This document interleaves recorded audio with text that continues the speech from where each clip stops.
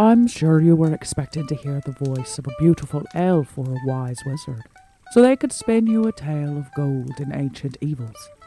But that is not this story. No, this is a story of four friends that call Middle-earth home. A dwarf of the line of Durin's kin, who is obsessed with knowledge instead of gold. An elf of Rivendell, sworn to serve and protect the descendants of a once great house. A banished dwarf, seeking glory and proof that there is more to life than what lies under a mountain. And a hobbit of the Shire, who collects treasures of the smallest kind. Together, with their strength, wits, and heart, they will face the growing shadows of the East, bringing light where there is darkness.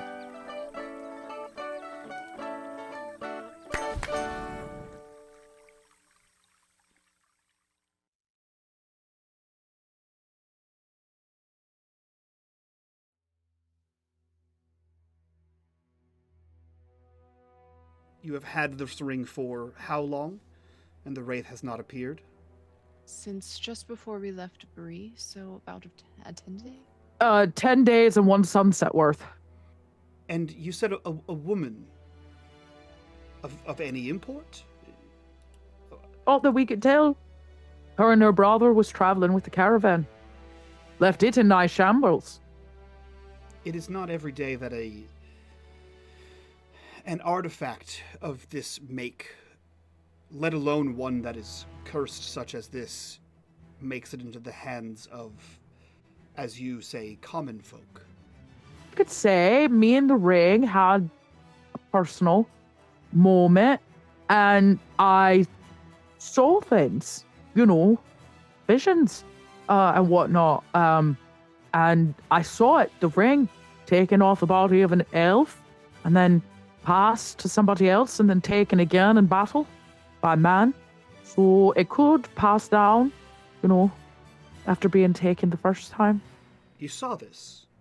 I experienced it in a very visceral way. Yeah. Just me and the brain got a little thing. Oh, yes, she swallowed it. No, Pandora, this is a very interesting assortment of companions you have found. When I said conscript those who would aid in your cause, this is not what I expected. Oh, do not be wary. We was not conscripted. I came along all volunteer. I am also a volunteer. It's only once in a lifetime a dwarf gets invited into, Rivendell. You would think. We have played host to quite a few in the last few years. While we stopped at Amansul, there was a voice on the wind. It said, it was coming from the north. It said, Thrak Nags Varat. Those words viscerally taste bad in your mouth. It tastes like a mouthful of ash as you say these words. You heard it, you sort of memorized what it said, but as you say this, it doesn't flow like common, it doesn't flow like Elvish. It almost like gets stuck in your mouth in a way that you have to force the words out. And as they do, it feels like a belch of smoke from a blacksmith's furnace. And you see Elrond place his hand up when you get halfway through the second word, as if to stop you from continuing. As soon as I see his hand go up, I immediately close my mouth. I'm done. You see him he looks down and sort of rubs his eyes, and he says, "This was a voice you heard on the wind." Yes, I know not many can do that. Not many can, and not many would, and fewer still would utter the black speech of Mordor. These words you spoke are a call. They were not meant for you. They were meant for the ring bearer. And he looks to Glowford. Bring the ring north. No, I am no bearer of no ring. I simply, technically, by all standards, says the wanted signs, I stole it. And why aren't they cursed? They had it first. They should be cursed. They may have been, but now you bear its curse. Well, why can't I could just leave it here. And then nobody can wear it. You can keep it safe. Nobody's got to be cursed. The ring cannot stay in Rivendell. You may want what is good, what is best, but through no fault of your own, even if you leave this ring, you'll find a way for it to be back in your possession. What do you mean by cursed? Each curse is unique. Eh? What about this one? This ring of 7 jewels, as it is called, is a creation of the Whispering Halls. Its forging predates the Great Rings, and is a testament to the skill and ambition of old Eregion. And Solheim, you have a missive for this ranger? I do. From the Grey Wizard. Take it out. Hand it over. The Grey Wizard, Gandalf, he seems to be aware of this Gorlink. He's asking the rangers to investigate any marks of dark sorcery, disappearances, rituals, creatures. He believes that Gorlank is returned and is causing some manner of discontent in the north. Perhaps this is all tied together. The shadow of Sauron fled from Dol Guldur, returned to his stronghold in Mordor. This was some 10 years ago. So when you ask, to what purpose may this sorcerer be spreading the shadow, spreading corruption, rallying forces, I believe this is the purpose. This Gorlank has heard the call of his old master and wishes to be his hand across the Misty Mountains. This sorcerer gives me concern. If he is noteworthy enough for Gandalf to be concerned, then I too should be concerned. I will reach out to my old friend. Perhaps I can entreat him to join us in Rivendell for a time. I will offer you whatever aid I can, knowledge, skill, the craftsmen of the Elves. You are welcome to stay here, rest, recover your wounds, and plot your journey forward, whether that is to Ostenadil or to rout out this Gorlank from the north. But every day that passes, every week, month, the shadows grow longer. Arise, minions, and welcome to unMadeGaming. We are here. We are back. This is the first official stream of the year. We are back for episode 27 of our Shattered Crown campaign. This one was called Whispers of the Future. And if you noticed, if you're live, you didn't see the recap of the previous episode, that's because I'm a terrible person. But if you're watching on YouTube, you'll probably see it because I'll edit it there in post and put it up there and no one will know the difference. Yeah, I think Which is why you shouldn't have said anything, Mike. You didn't even have to say anything. Now you have to edit this out. No, I won't. I'll leave it in there. And then the people will be like, that guy, he's honest. At least he's honest. He keeps on your toes. Or sloppy. Or the worst. Either way, people keep joining the Patreon. Speaking of which, if you guys like what we do here and you want to support this shit show, join us over on Patreon. Link in the description down below. While you're clicking on that Patreon link, which does have like a 5-day free trial, go join us in the Discord. Be a part of the community. Be a part of the conversation. And as always, in the bottom right-hand corner, you will see the corruption bar. That bar serves 2 purposes. 1 is when that bar fills, I unleash Sauron on the world. And 2, every single dollar that goes into that bar goes back to these wonderful, amazing faces that you see here before you. And with that, I will turn things over to our scholarly factotum to give our recap of the previous episode. Dot, what happened last time? Well, I think it's important to note 2 pieces of things that have happened because we did go into the fellowship phase since we last also saw our adventurers. But back in December of 2023. No, back in this, we had a very tense breakfast. The first day's journey was extremely long. Second day was a little bit more eventful. We saw a procession of elves going to the Undying Lands. I drew a picture, as to not forget. Somewhere between day 3 and 4, we crossed the last bridge. That's where we saw this happen. And then there was something about day 5 through 7. We finally fucking made it to Rivendell. Cheers. When we got there, we met a very handsome elderly elf man named Elrond. And this is when things got interesting.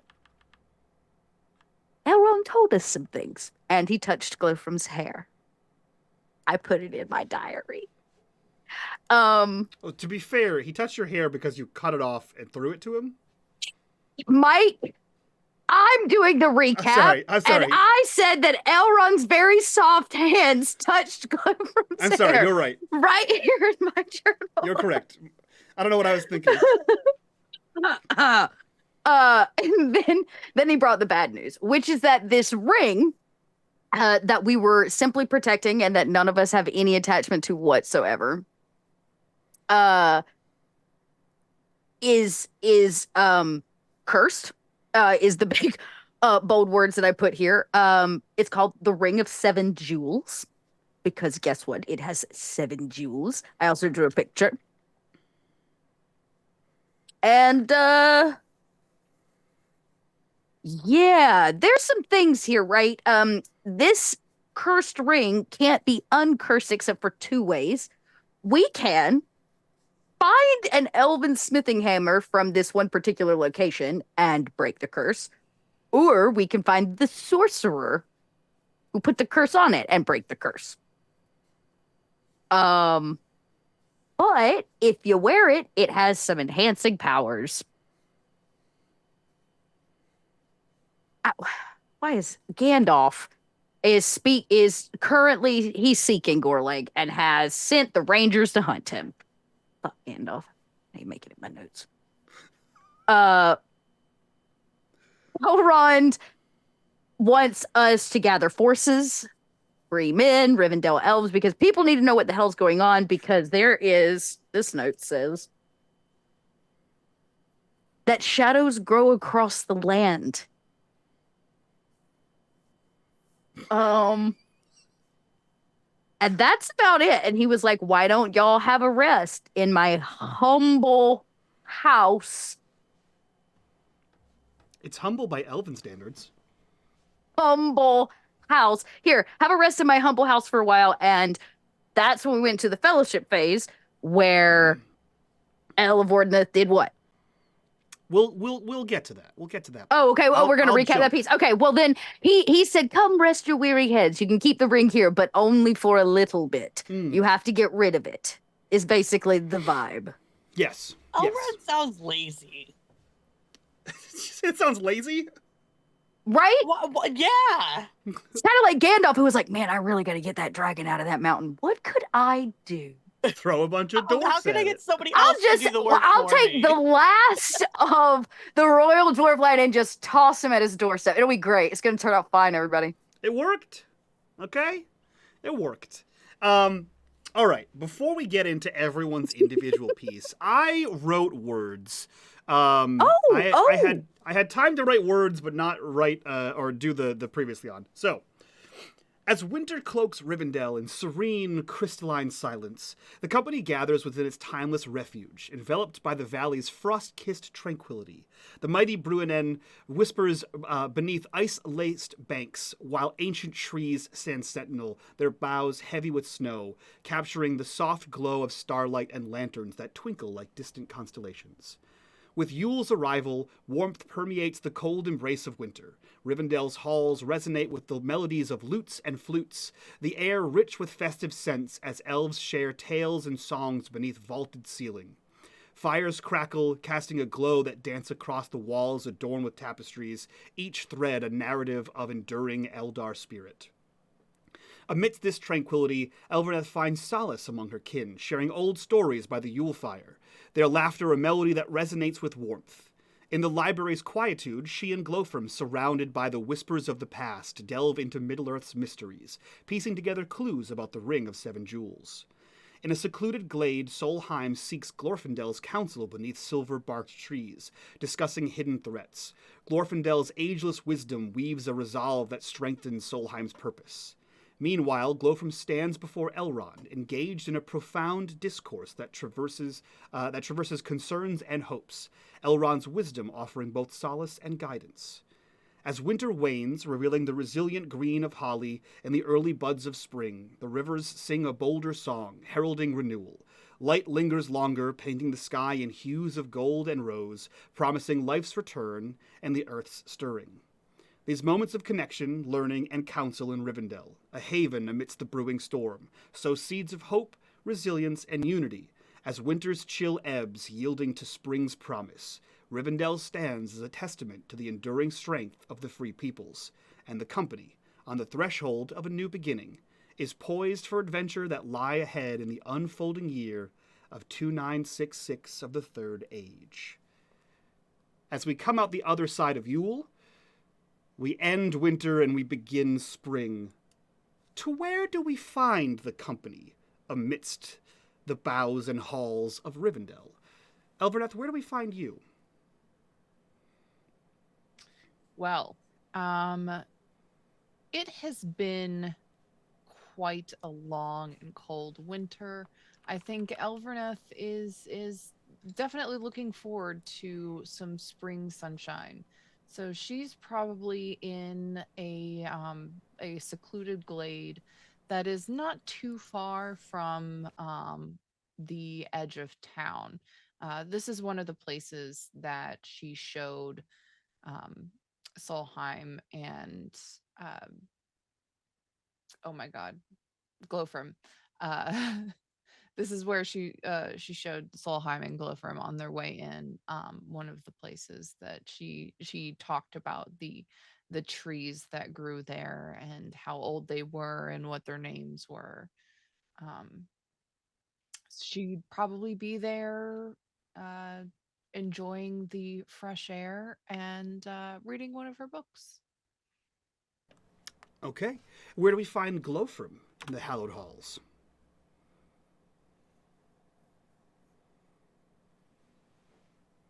You're muted. Well, I think we find Glofrim. You know, I was raised in a mountain, so I don't really care for the sunshine, not a whole lot. So I don't really care that the seasons are changing. I would have probably spent my seasons, wherever the party elves are. Are there party elves? Do they party? Their party is very different than your party. Well, they've got a dwarf amongst their midst for this holiday season, so I'd say that I would have taught them dwarven drinking games. And maybe after a long night of drinking, the season's finally changing, I would have crawled my dwarven ass out of bed and took it straight to the library, where all good hangovers are cured. I feel like I don't know that this is a niche reference, but I feel like this is the party elves would be the equivalent to the main cast of Schitt's Creek interacting with the denizens of Schitt's Creek, being that they would be affluent and have no idea what's happening, and you are a frat dwarf. Just. Everybody can use if they're going to celebrate, might as well teach them the right way to do it. Yeah. They're bad at all or of the at least games. Another way to do it. That's true. Games were learned and played. So we'll say But that. I think today you'd probably find me like munching on like a whole block of cheese. Mm. Is there cheese here? Yeah, The of course elves there eat would. Why would there not cheese? be cheese? Okay. Yeah. I don't know. Elves eat a lot of green things. I didn't know if they ate cheese. So what they do is they I'd be take like, the nuts from the trees and they smash them with water to make nut milk, and they make that into cheese. nut cheese. No, there's cheese. Okay. Well, whatever it is that they say is cheese, I'm munching it in block form, sitting over my book that I've been writing, trying to put this thing, promise for my love, Elrond, and pretend that I'm not, actually thinking about the ring. But I have been keeping notes for Elborn's studies, just so she doesn't have to, since she has to read all that Elvish and all. So I've been, writing. I hate it, not cheese. Okay. And I probably like, oh, not cheese. As I'm like chewing it. It's got like a waxy No. consistency.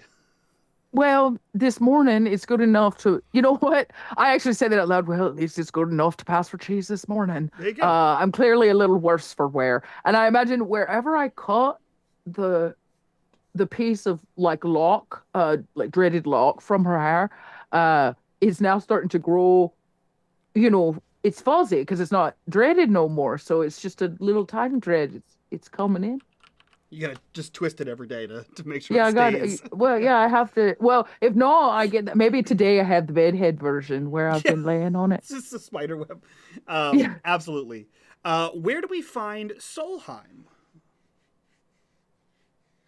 Oh, well, Solheim is probably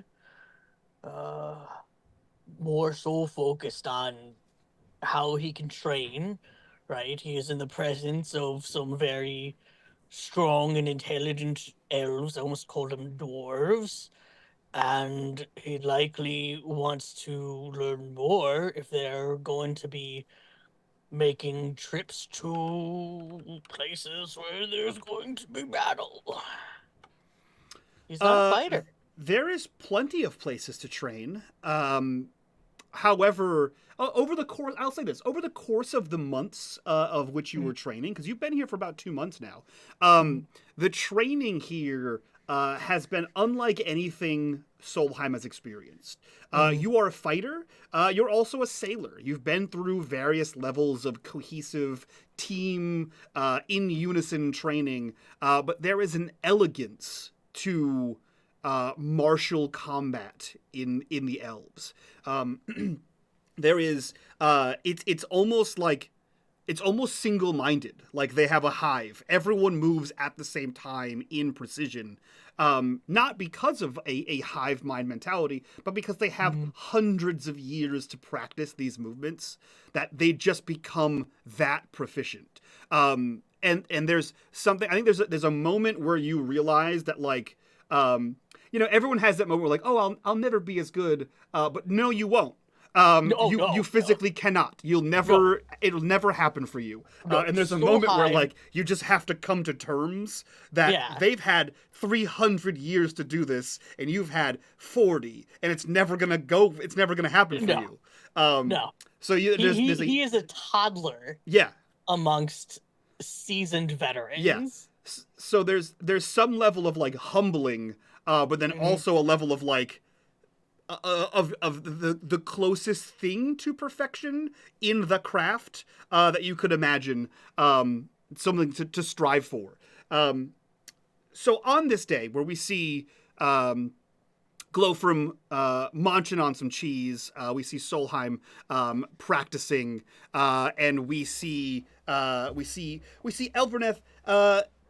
Actually, I'm gonna take some liberties here. We see Elverneth about in Rivendell. Elverneth, you're the first person to notice, because you would notice a change in your home, something that draws your attention. You hear, not a clamoring, but a chattering. There is a business to do at one of these secret entrances to Imladris, which is not usual.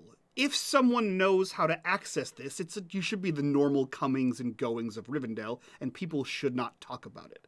However, people are talking about it, which means someone new has arrived. Elverneth, how do you respond to this? I will seek them out. Who do I hear speaking about it? A lot of just passers-by. Like obviously you've lived here your whole life, so you would know their names. I didn't generate a bunch of elf names, but you see like regular citizenry. Okay. It's not like Glorfindel and Elrond are out there like rubbernecking around to take a look. But people are talking, and you do see that there are at least two like house guards essentially that have sort of walked out of the last homely house and sort of craned to see what everyone's talking about, to see if they need to be concerned. I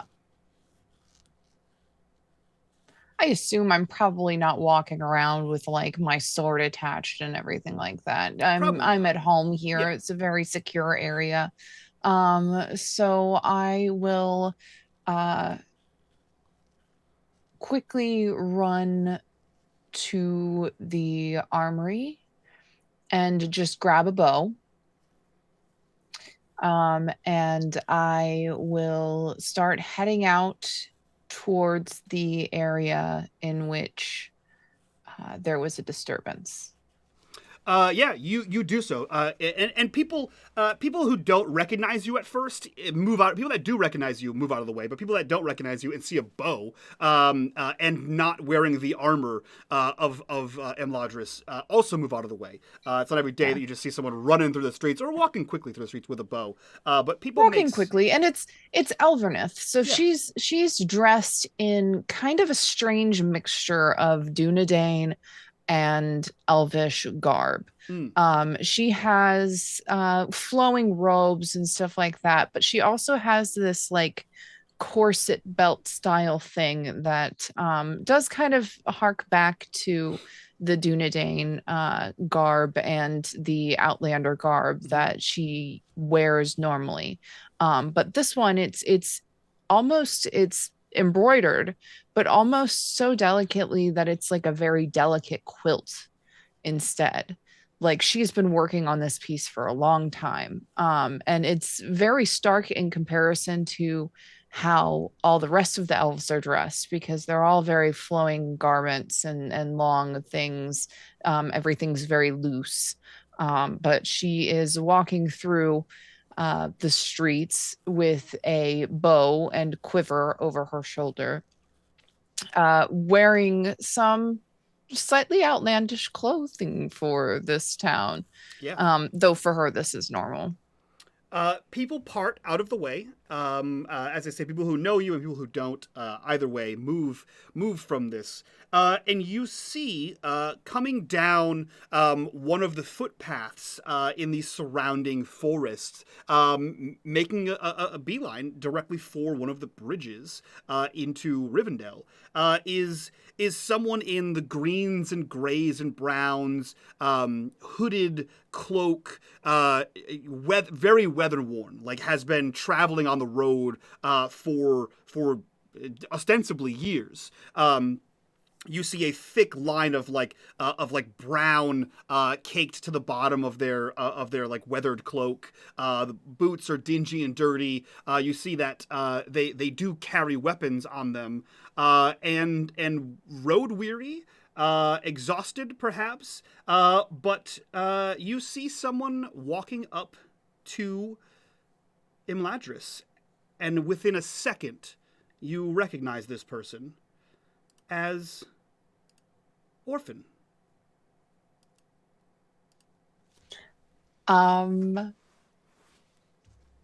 Elverneth probably immediately realizes who it is upon getting close enough to start thinking about drawing her bow, realizes who it is, and then calls out, "Dear friend, it's been so long." It really has. But I'm home now. As home could be, at least. Come, let's get you some tea. You see him, as was prior mentioned, very, very travel worn, more so than what you would expect a ranger to be, and that bar is already quite low. And he looks nervous, actually, if you were to look at him closely. He looks as if though he's trying to put on a sense of confidence, but there's a underlying nervousness about him. He kind of like looks at you side-eyed sometimes, as he probably is greeting some of the elves that are coming by.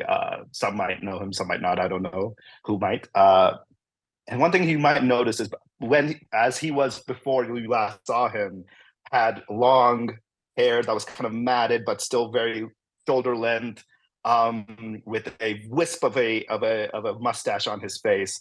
Now looks like his hair's shorn quite short, and a little bit more of a manly stubble has started growing on his face. Like it's been he's kind of starting to have like a little bit of a shadow as he walks about him.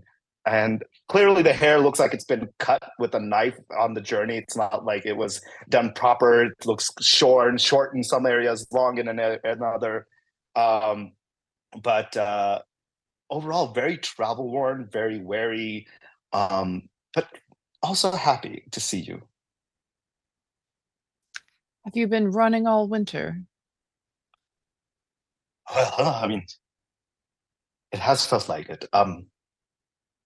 After I had to leave you back at the burrow, I tried to return to Bree, and I didn't see you all there. I waited, I looked for rumors, and then as soon as I found word that you were heading over here, I've been running since. I see. You must have seen that Glowform is now wanted in Bree. That I did. I should say I'm surprised, but for some reason I'm not. Of all things considered. Absolutely not.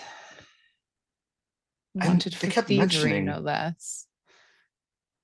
Yeah, I'm less surprised now. I'm I take it you're well? Yes. Clearly. Good. I'm glad I don't need this. And I gesture to the bow that I had in my hand. Your presence among our borders caused quite a stir. Though I didn't I'm sure I didn't have quite a chance to send out a word or a letter to say I'm on my way, but at least knowing you were here to protect them is both a sign of concern for me, but also confidence for them, I suppose. I'm glad you didn't need to use it. Me too. I'd rather draw a pen than a bow. Although I must say it was quite a sight the one few times I did get to see you use it. Well, thank you. As he walks We should by go you, get you cleaned up. And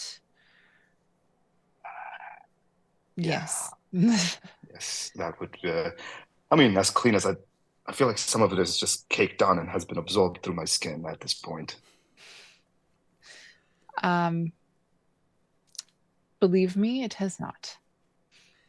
You see the crowd begin to part around you and sort of disperse back into their the excitement having dwindled as you recognize this person. A few others cast their memory back and recognize him as well, and the excitement of a stranger quickly ebbs as they realize, no, this is someone else who more or less grew up here, and they return to their daily lives, leaving you free access to move unencumbered throughout the city. Elvernath, where are you taking Orphan? First to his room so he can like change and clean himself up a bit, and then once he's done that, I will take him to see Glowfirm and Solheim. If not for the fact that a troop of dwarves and a very recent dwarf have traipsed their way through Rivendell, it could be said that Orphan is one of the dirtiest people to have graced the halls of the last homely house. However, I'm not dirty. However, it seems to be on par for recent years as you escort him through the home to get him cleaned up, as it were. While he's bathing, what are you doing? Are you assembling the troops? Or are you just waiting? Yeah, I'll assemble the troops. Orphan knows his way around. He knows how to find people in this house. He's been here before. So yeah, I will go to probably Glowfrom first. Glow, their orphan has arrived. Orphan? Yes, He's here? yes. Why? I suppose he probably has news for us. It has been a while. Well, I'm in no shape for news. Look at me. She looks roughly the same. Well, then, luckily he is currently bathing, so you have time to clean up as well. I will go tell the others. Where are we meeting? In the library, I suppose. Actually, no. Let's go to the south. Well, I'm already No. here. Okay. Yes. Let's meet in the south sitting room. I don't know where that is. Can I just follow you? Sure. Okay, wait, let me just mark the page, right? Just almost finished this one. And I like put bookmarks into things and places and little ribbons to mark all of the things, and I close the books very gingerly. And then I grab my traveling journal, of course, because so much for Orphan to know. And then I follow Elborneth quickly out of the library with me cheese. Of course. The two of you exit the room. You see a pile of books behind you, and we cast our time back to Yule, back to the months in which we have been missing, where we see the two of you in the library at Rivendell, to which many books are open across tables, stacks of tomes, some written in the common tongue, but most of them are in varying degrees of either Sindarin or Quenya or even farther ancient Elvish. But you have assembled 3 books. You have one that is called, let me see here, Echoes of a Region, Artifacts of Power. You have one that is called The Last Stand of the Whispered Halls. And you have a final book that is called Veils of Power, The Rings Before the Great. Oh my God. Can you put those in chat or something? No. Yes, I will. Don't worry, I have handouts for all of them. Yeah. Oh, okay. In these, Do I get to see it? I'll send them to you. In these, you can't read Elvish, so in Elvish, Yes, but I translate as I yes. read. I'm making her notes, literally. Yeah. In Elvish, you have these 3 books, and among them, you know what, Elberth, would you like to read them, or would you like me to read them out? You can read them. All right. In the Echoes of a Region, Artifacts of Power, in Chapter 7, A Symphony of Craftsmanship, you have found 2 excerpts. In an era where the air was thick with the promise of untold magics, the whispering halls resonated with the sound of creation. Here, amidst the verdant embraces of a Region, the Ring of 7 Jewels was born. Forged with a purity of purpose, it was a beacon of the elves' highest aspirations. The second excerpt reads, The ring was envisioned as a conduit of enhancement, designed to amplify the inherent strengths of its bearer. Each jewel, meticulously chosen, was set with precision, embodying the elements of Arda in harmonious balance. The second book, The Last Stand of the Whispering Halls, a harrowing account of Oregion's fall. Another 2 excerpts. Forged with unparalleled skill, the Ring of 7 Jewels was imbued with the essence of the world itself. It was a symbol of hope, a beacon of the elves' indomitable spirit and their unyielding pursuit of perfection. The second excerpt reads, In the ring's final hours within the bounds of a Region, it adorned the hand of an elf lord of great renown. Her courage was as courage was as a beacon, yet even the mightiest flames may falter in the suffocating darkness. And the final tome, Veils of Power, The Rings Before the Great, which explores an era of experimentation and discovery in ring making that precedes the creation of the Great Rings. This book offers insights into lesser-known artifacts, such as the Ring of Seven Jewels. 3 excerpts come to mind. In the tranquil halls of Eregion, where melody married metal, the Eldar embarked upon a path of discovery, their craft guided by the light of the stars. Among their creation, the Ring of Seven Jewels shimmered with the promise of dawn, a testament to their unmatched skill and vision. The 7 jewels, each a fragment of the world's unspoiled beauty, were set upon the ring with intentions pure and true. Their combined might was to serve as a bulwark against the encroaching shadows, a source of strength for those who sought to preserve the light. And finally, but the brighter the flame, the deeper the shadow it casts. The siege of Eregion brought ruin to the land, and the ring, untouched by flame or fracture, bore witness to the unspeakable horrors of war. In its jewels, the reflection of a once radiant hope dimmed by the pall of despair. Those are the only direct mentions you find about the Ring of Seven Jewels. However, through your research, you also find the mechanics of this as per your study wondrous items. This ring increases the bearer's attributes by 3, plus 2, and plus 1, allocated as you see fit to mind, body, and heart. The ring also has a blessing affecting the awe skill, meaning that when you are wearing this ring and you roll awe, you roll with an additional 2 dice. The ring is also cursed, will also increase your shadow total by 5 points, and attract the attention of the enemy. Bum, bum, bum. I don't know if Dot has a question or... either way. I put everything in our meeting chat so that Yes. Yep, over. I'm a visual person, so I'm reading it. I gotcha. I can make it so you can see it.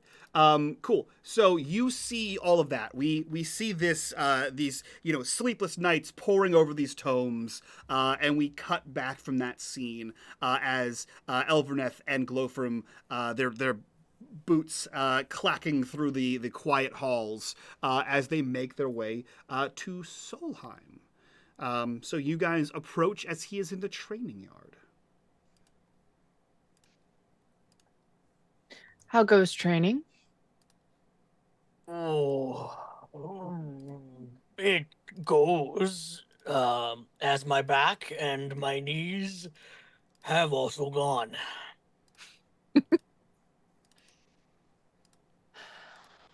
How is the study? I'm just behind her writing and walking. I think we found about all we can regarding our subjects. But an old friend has rejoined our group. You may have heard us speak of Orphan on the road. He's a ranger. Yes. My charge has arrived in town. He is getting cleaned up from the road as we speak. So if you'd like, we can all meet in the sitting room, or you can come with us if you prefer. Are you heading to the sitting room? I'm sorry? Are you heading to the sitting room? Yes, I was just going to send someone to grab my father. Well, yeah, I will see you there then. Okay. And as the two, Elverneth and Glofrim, head off to the sitting room, Solheim begins to put away his gear in the training yard. And we cut to that silver-barked glade in the winter, to where we see Solheim speaking with Glorfindel. Glorfindel is the defender of Imladris. He's the right hand of Elrond, a seasoned veteran among elves. Not the oldest, but he is up there in age, comparable, older than, but comparable to Elverneth. through many conversations, both about training with elves, the wars that have happened, Solheim's experiences, Glorfindel's experiences, he is more of a mentor than anything. Very kind. There's always a smile behind the eyes, regardless of what his mouth is doing. And he listens with rapt attention and provides sagely wisdom. Solheim, you have spent enough time in Glorfindel's care for him to entrust you with 2 pieces of information. The first of which is that he has been keeping a watchful eye on Gandalf's comings and goings, noting a pattern that suggests urgency and purpose.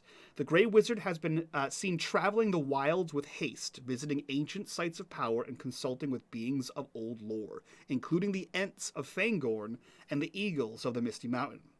The rumor is that Gandalf is seeking knowledge of an ancient artifact that predates even the Rings of Power, which could turn the tide against the rising forces of the Shadow. This artifact's nature and location remain a mystery, but its significance is such that Gandalf spares no effort in his quest. A second piece of information that Glorfindel entrusts with you is that he has been visited by a profound dream that leaves him pondering its significance. Upon waking, in his dream, he finds himself standing atop the desolate heights of Amansul, which you know as Weathertop, looking out across the lands as a storm gathers on the horizon. As the storm draws near, the air fills with a palpable sense of dread, and the very shadows seem to deepen and swirl with malevolent intent. Amidst the howling winds, a voice whispers, Aman Guruthos, which he tells you is the Elvish term for the mountain of the shadow of death.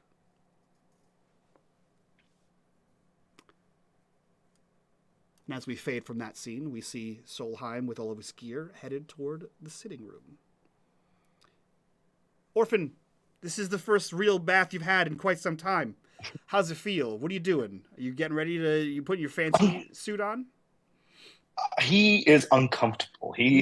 This is a man that has been out in the woods, just weathering the storms, weathering the weather, living in crags, eating whatever shrubs and natural things he could find. I mean, the last real meal he's probably had was back in Bree when he returned to look for his party.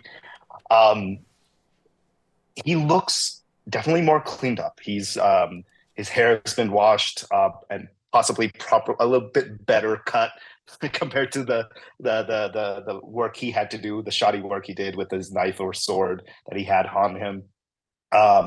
He's wearing some elven attire that they probably gave him that oddly is very perfectly fitting to his measurements, but he feels, even though it should be more comfortable, he doesn't look comfortable. It's like, when you stop wearing your old boots that you've worn for so long, they're falling apart, but they're just comfortable. And then when you wear brand new boots, it just doesn't feel right.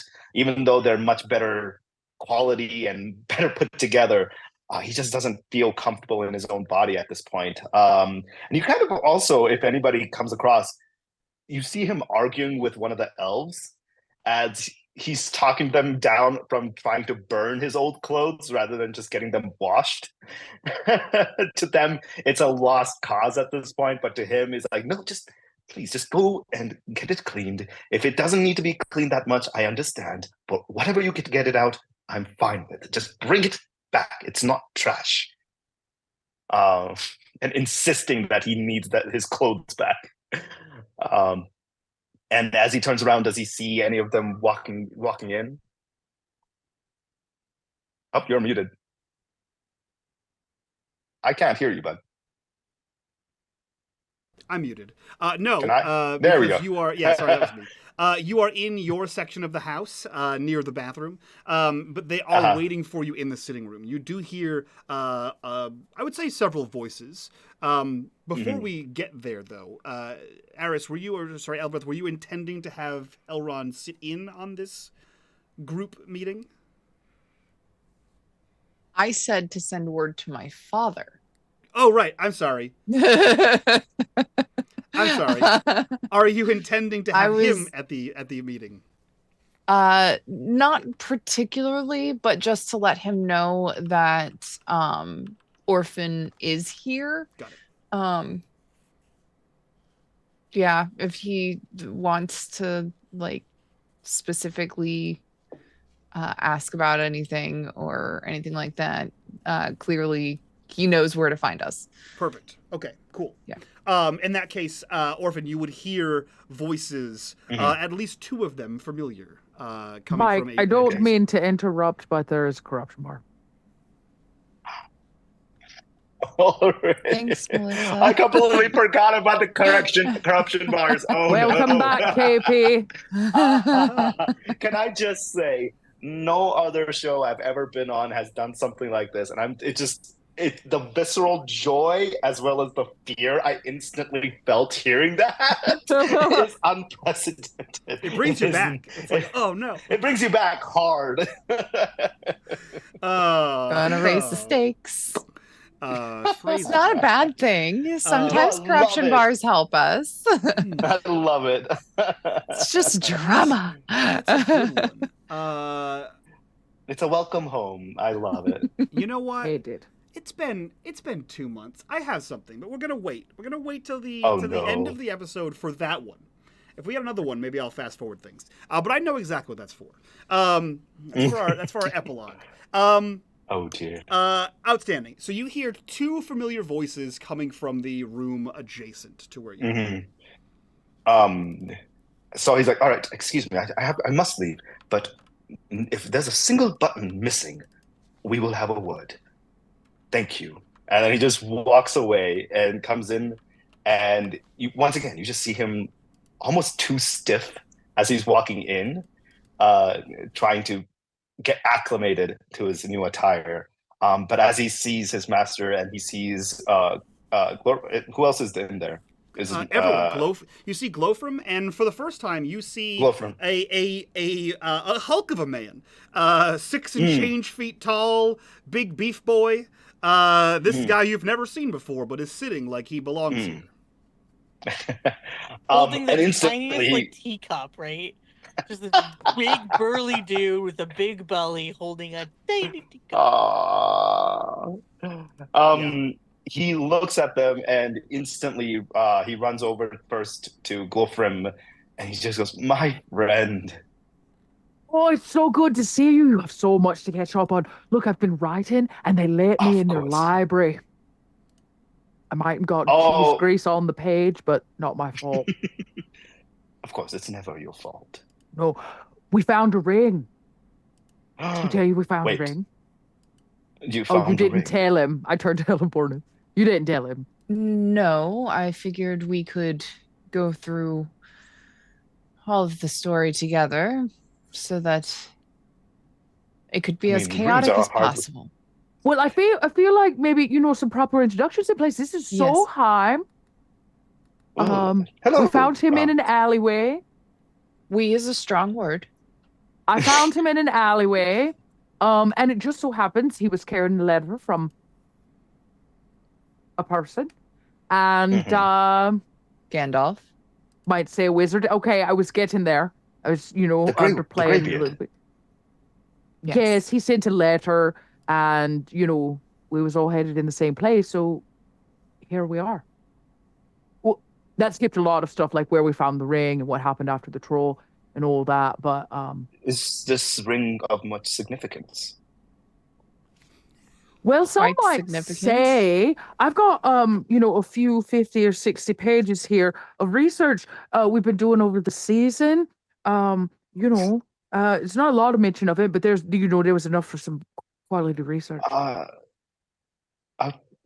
would love to hear, but let me perhaps and he goes to Solheim and he kind of says, he puts out his hand and says, "It's a pleasure to make your acquaintance. Thank you for your company and for being here." Yeah, Solheim stands up and offers like a very firm, probably just envelops Orphan's hand, but is very like gentle with his shake. It is great to meet you too. Elvernath has spoken very highly of you. Your reputation precedes you. Well, I mean, Ella thank you. Vornith told me her whole story. I put you in my book. You're in here. Oh, I have the truth. never knew I was so worthy. Whole Um, story is also a bit strong of a word. You know, I got the juicy parts, but we're saving. You know, it's a slow process. I was going to say I was quite surprised that you'd gotten much from Elvornith, but Well, it took a while. Don't think, but you know. I mean, considering I've been with them for most of my life, the fact that you got anything is a surprise and a miracle. Well, it helps when you know you stick around. And hey, did you learn anything while you was out? I did, and then there's a moment where he kind of just pauses and looks around some more. He goes, "Where's Willie? Has he returned back to Bree?" I wrote a song about this. Willie has retired from adventuring. Oh, I is he wrote all a right? song about this. You You really know, made a it's- song it's- about it. It's a little, you know, it's actually a little bit more personal than that. He's got a tiny lovin' back in Hobbiton. Oh, I wrote a whole song about it, you know, and after The song's actually After- called Tiny Lovin'. it's called Tiny Lovin'. No one can see your book, Stott. Oh, I'm sorry. Well, it's definitely there. What do I have this kid's name in here? I bet I do. I don't remember. Okay, this is why I write it down. But I think Orphan just braces himself because he's like, I feel like this is just another one of your smut no, pieces. I think what I'm trying to say his name is his name is Rogerim Sackville Baggins. That's yes, I have that. Not Saxville Baggins is. I've got it right here. Oh. That being said, he acquired the ring, and some things happen. He stole it, and by some things happening, I mean it kind of called a wraith, and then we fought this wraith in this open field, and this caravan was burning, and Willie was like, "This is too much for me. I've got Tiny Lovin' back home, something to live for," you know. I don't think he said that. He meant it that way, though.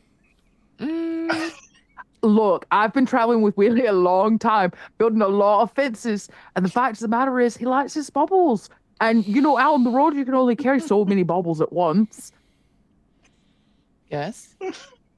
One would argue you can only carry so many bubbles at once anywhere you go. Well, not if you live in Willie's place. You should see the bubbles. I think what I'm Anyways, trying to say he is, decided to spend more time with his bubbles. yeah, Just a handful of baubles. just a whole happy loving handful of them. Just a gentle caress of baubles. I think what we're trying to say, Orphan, is Willie's better off, you know, at home where it's safe. I'm glad. We will go if visit Really, anybody what we were deserves it- saying. If anybody deserves a happy life, that little one would be the one. And But you know, he didn't go nowhere. My You can go goodness. see him the next time you pass through, you know, the Shire. I would love to. He was the one I was the most worried about, considering how, I wouldn't say reckless. Well, I would say reckless, but I'm going to say confident he was during our adventures. His actions with the trolls still gives me nightmares sometimes. You know, some people would call it lucky, and then other people would call it unlucky. Willie, that is. Whatever one calls it, the fact that he is safe and sound is all I would like. I would like to go see him sometime. It's been too long. Well, But there's also a lot I must tell you as well. But is this where we would like to meet and have a conversation? Or I would love to hear more about this ring that and sounds what it so is. serious. Yes, sit down. Oh, you want to hear about the ring? I've got so much information on the ring. Where do you start, Elavornith? Would you like some tea? Oh, I would, you know what? I would love some. I'm kind of tired of eating just sagebrush and what Take I a could seat. find on my tour. I will serve you some tea. Should I start? Yes, you may. Anytime, please. Okay. So we found this caravan, right?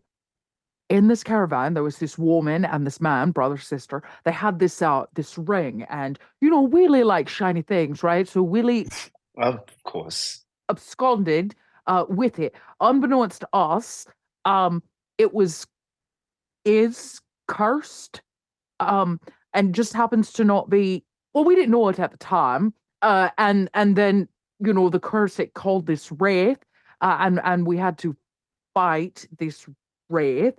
Elivornith sang it away, and to assure it didn't get it, I swallowed it. You swallowed the wraith. No, the ring. You swallowed the ring. Well, to And he keep looks it at your safe. stomach.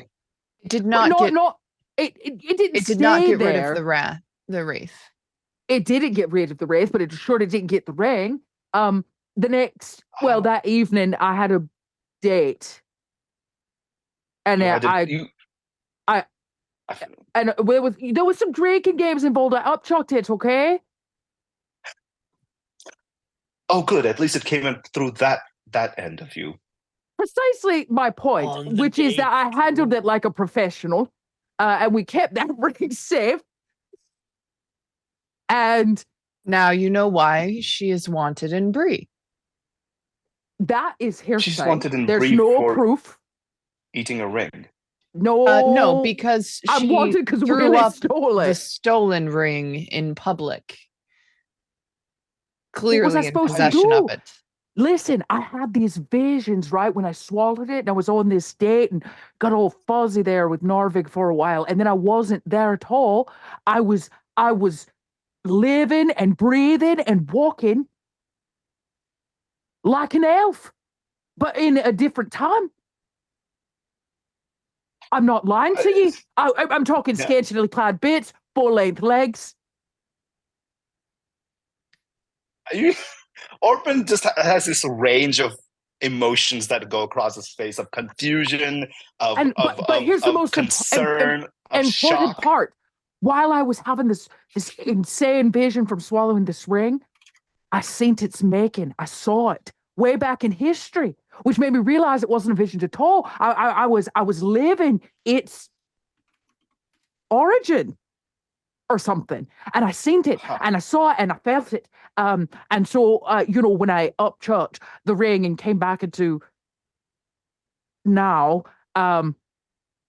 we knew it was more important than it should be, than we thought it was. It's not just some, ring Willie wanted it. It's like really maybe important. And then Elivornith realized maybe it was like a special ring.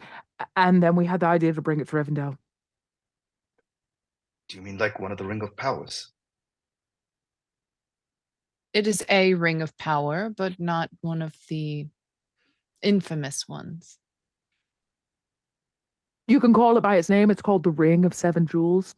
It's pretty perfect. If I do say so myself. It's pretty perfectly made piece of craftsmanship. You see Orphan, he walks up and puts a hand on Golfrin's shoulder and he goes, "My friend, there has never been, is, or ever be a dwarf like you. You surprise me every time you talk." Okay. I think Everyone I appreciate that. is surprised when she opens her mouth. That's her way of telling me she likes it. I would say so myself, too. I agree. Well, we've become really good friends. No offense, Orphan. I know you have a special place in Elivornith's heart, but we're close. Well, I'd love to see that then, test it, perhaps in the future. But I do also have some news as well. And from what you have told me and what you have seen, further concerns and perhaps confirms some of the rumors and some of the terrors out there. About the shadow? Yeah. Yes, and perhaps more. I'm not sure how much of it is all related together, but the night that I absconded, and once again, I deeply apologize for leaving you all without nary a word, but I had several rangers, Haleth, come to me and requested, not even requested, demanded that I follow him back. He looked frightened, and I'd never seen him frightened like that before. And he insisted that a ranger's moot is about to happen and must come together. And as you can see, he has arrived and took me. Oh, baby. Don't cut the tension, bro. We went and I learned that several evils, several darknesses have started coming together, seemingly all at once. Any one of them would have been a danger, but hearing about all of them happening at the same time severely concerned us all. One second, I'm also looking at the notes. There were orc incursions. Baby, let me speak. Baby wants smooches. Like you sound all dark and serious. Let me help you. Oh, There were discussions of orc incursions across the perhaps something more organized than we've ever heard of, wentering from their usual haunts. Speculations suggesting that they're probing defense or seeking something specific. There was rumors of dark sorcery. Some cited possibly disciples of Gorlank. Near the ancient sites of power, there were ancient evils, rumors just spreading of darkness everywhere. And the Rangers decided to split our forces across to tackle each one of these rumors. I ended up going with Haleth to go and look for some of these evils up on Fornest Arraign. There were talks of bandits up there, and we found them. More organized than we'd ever seen, more capable, more dangerous. We did our best to try and tackle this issue, this danger, and we may have caused some dent on it, but I'm unsure what we could have done or how much we actually helped.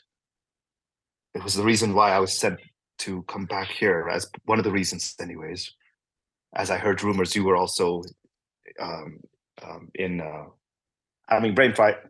Where we Rivendell. Rivendell, thank you. I was like having the biggest brain fart right now. I was requested to come to Rivendell to talk to the elves and see if we could ask for their assistance in some of this matter. And if we now also have a ring of power in play, I'm afraid that there are some dark, nefarious things out there. So what about the crown? You know, the crown you took? We heard Gorlank is trying to collect artifacts. It is definitely one that is on his purview, and I was requested to keep it safe. It's still on me, right, Mike? Just double checking. Yeah. And I mean, did you find out anything about it? I did, but KP has not had a chance to review that. I see. Okay. No, you haven't. There's nothing in your notes mention the. Yeah. You've been on the road. You've had no chance to stop and research anything. You've been pretty much going nonstop. And then he would then say, no, but part of the reason of coming to Rivendell was to see if there's someone who could find out. And actually, and he reaches, grabs the crown and then hands it out to Gopher and says, perhaps you being the researcher yourself could find out. Finally finish me sketch. I scroll back in my book from the first time we had it, where my sketch was like really quick and really bad. And I'll start kind of like filling in, you know, the blank spots, detailing out pieces that I might have missed. And then I realized I can't actually read any of the books in the library. And I turned to Elaborneth. I go, Elaborneth, maybe this is like another one of our research projects. We could be, friends with books.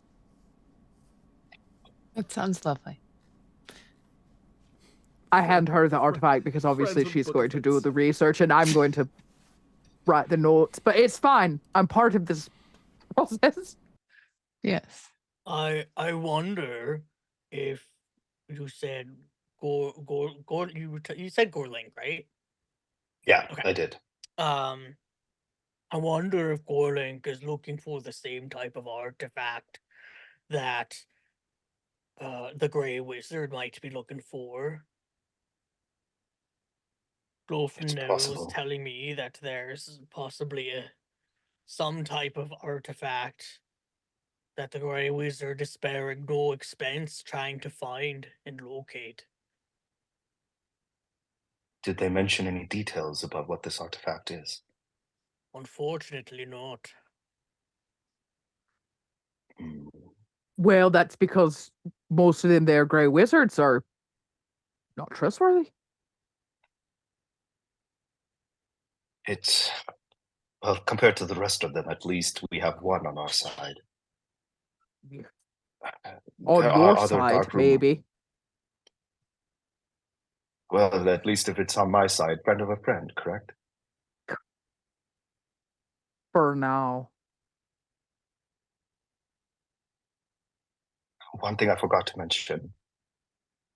There are other rumors as well of Oh, forges rekindled, armies gathering, sorcery across the lands emanating from Cardoom, and some of which are headed for Bree itself. I'm sorry. What's headed for Bray? Danger. More evil. Why have we not It's- heard about it's- this before? Now. They're just rumors, but it is one of the reasons the Rangers gathered, hoping that this is just, once again, as it is, a rumor and not any confirmations. But if we can confirm it, the hope is to mitigate the danger as soon as we can. But we are spread thin. Where There are they not as riding many from? of us. We met at Weathertop. Right, but where you Oh, said the danger's heading for Bree, where are they riding from? Where's this danger coming from? Carndoom, the Tower of Carndoom. Where is that? Carndum. In the north. We had heard some similar rumors about, Hillman Mhm. sightings and trolls coming down through the Eton Moors, and so you're telling me now that Carn Doom is actually like a fortress again. It's a possibility. I've not witnessed it myself. I have no confirmation that How is. does this happen? I mean, how does it a force grow under everyone's noses and we don't even see it, know about it? The enemy is treacherous. Always has been. Just He's for been sleeping. just for flavor here, Aris, Elverneth would know that Carn Doom wasn't just a fortress, as Glowfrom had put it. It was the once capital of Angmar. Yeah. Well, unfortunately, when shadows are left to persist in former capitals such as Carn Doom, the darkness festers. As the legends have said, the enemy has never truly been gone, just sleeping. And I'm afraid that he is waking up now. The signs are there. We just have to make people see it.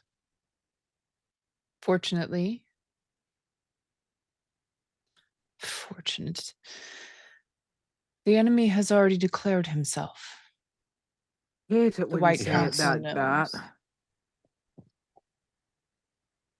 And the enemy has declared himself, as we can see. Yes. But How do you know what has been said?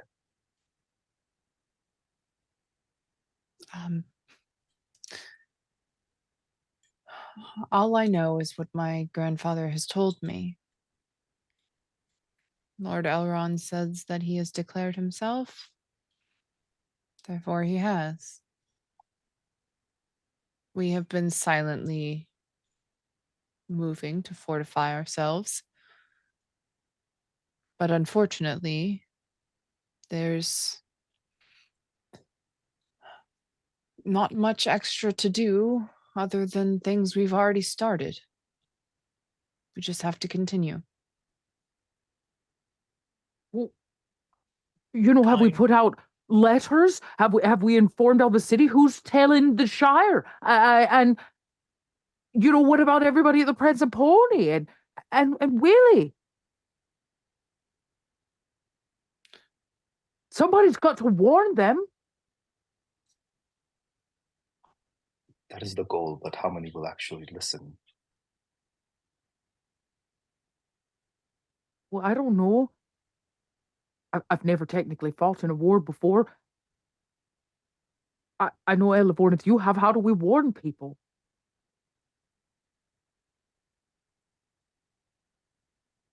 Afraid Don't that know. peace has muddled a lot of our sense of danger. It has, with all of its blessings, cursed us also with lack of sensibility and lack of willing to listen. It is going to be an uphill battle for sure, but it is something we must do. But we're not completely without some kind of protection. The dwarves still have armies and the men. I've heard tale that the men of Dale are really good with the bow and the elves. Look at how many of them there are. We're ready. Somebody just has to call them together. You see Orphan look at Elvornith and back to you both, and do not take this the wrong way, but the dwarves dig deep, the men wither away in their houses, and the elves have receded into their forests. But that's We not a are good asleep. excuse. It is That's not. not a good excuse. It is not. No, it is not.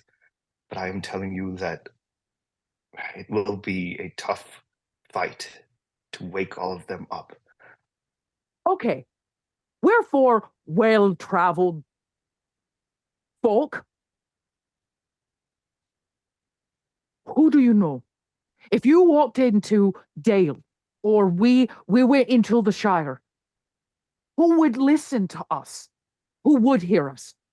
Who do you know? Well, since we're here, perhaps Elrond for a start. And he looks Okay, to well, Elvornith. We he's have already been promised aid. Does take a while to mobilize, and we are just past Yule. That's good. We're And then he also turns tasked with other objectives. This one Yeah, may but- not be for us. Yes. But what good is destroying one ring if they're going to destroy everything? Glowfrom, the thing about this war in particular, but many wars in addition, is that sometimes one has to choose our battles with not the intent of saving the most lives now, but in the long scheme of things. And sometimes it's very hard to see past the immediate danger that many people are in Bree. But if this company were to go out and attempt to stir others into action, it is very likely that we and everything we hold, information, trinkets, everything, could go back to the enemy and make him all the more powerful for it. Our job right now is to see how we can, as 4, disable the enemy as much as possible for the future. For future battles we can fight head on. Well, we've been doing all this research on this ring. And what if, we gave it to someone to use to stop this? This is not the kind of thing you give to anyone. You're right. It deserves to be worn by an elf. It deserves to be worn by someone brave enough to bear it. And I cannot think of many people more brave than someone who will face a agent of darkness, wail on it with a hammer, and then swallow the ring that summoned it. Did it really wail on it? And I was watching rather closely. The ring, everything that's written about it, everything that we've researched, that we've found about it, it was an elven treasure. And now it is a It's dwarven treasure. cursed. Why would you give it to anybody? Well, like Elvorna said, somebody that's powerful enough to handle it. It also is supposed to imbue the wearer with incredible feats of strength and will, potentially the strength enough to stop our enemy. This is the exact logic and reasoning that led to the downfall of man. The One Ring was taken and This isn't believed to have been able to be used. We had the arrogance to think that we can control its power. These rings are not something that could just be handed out to someone and expected to be able to be wielded. Then we pick the right person. And it shouldn't be a man. This ring was made for an elf. Everything in the book says that. It was made to be worn by somebody that is made of the purity of purpose. Look at this. The elements of Arda. It's their promise of dawn. It's meant to be worn by an elf. And who maybe, Elrond's fought wars before, right? Maybe he'll wear it. Wasn't it not just 1 or 2 months ago where we were sitting right here discussing how we were going to destroy it? Whether it would be going up to the north to destroy the sorcerer, or to go down to the east, southeast. South. Yep. South. I know where it is on the map. Yep, it's the south. Yep, it's the south. It's called Ostinadil. Yeah, that place, Ostinadil, to find the source from which we can destroy it. Yeah, but that's before we knew our, forces of evil are actively marching towards, the innocent. Then why? And then it sounds like we may make up our mind because our enemy is up north. Perhaps we meet them there with Glorfindel's arms. Instead of going south you to met destroy it. Glorfindel. What'd she have to say? Glorfindel, his I don't know, Mike. We didn't talk about that. What did she have to say? Lore dump. What did he have to say about Mike. what? I'm sorry. I Glorfindel. got so wrapped up. I got so wrapped up in your story. Solitaire. I was like, oh shit, this is great. Glorfindel. Yeah, no, Glorfindel. What was the question? I'm sorry. What's Glorfindel like promising to us? Right, we have these 2 tasks that Solheim would want to know or like want to have guidance on. Are we going north to take out the sorcerer so we destroy the ring, or are we going south to find the whatever what was it? Was it a hammer that we needed to find? We needed to find It was something an to elven destroy the smith ring. and hammer. He has promised you nothing. He has promised you assistance, but without any actionable intelligence. He has no idea what to commit to right? Like if you ventured north and found a stronghold, that'd be very different than if you found a camp, right? Right. So Right. without intel of you venturing out or making a decision, he doesn't have a starting point to So offer you aid. basically, he's pulling a graybeard and he's going, I'll help you when you need it. No, he's going, you brought a cursed artifact to our doors. You figure out how to get rid of it, and I'll help. This You're is the your fucking problem. elves, man. Yeah, this is You this figure is it the shit this is out. your problem. We were fine, and then you brought it into Our my problem, house. it was created by the elves. It's technically was their problem from the beginning.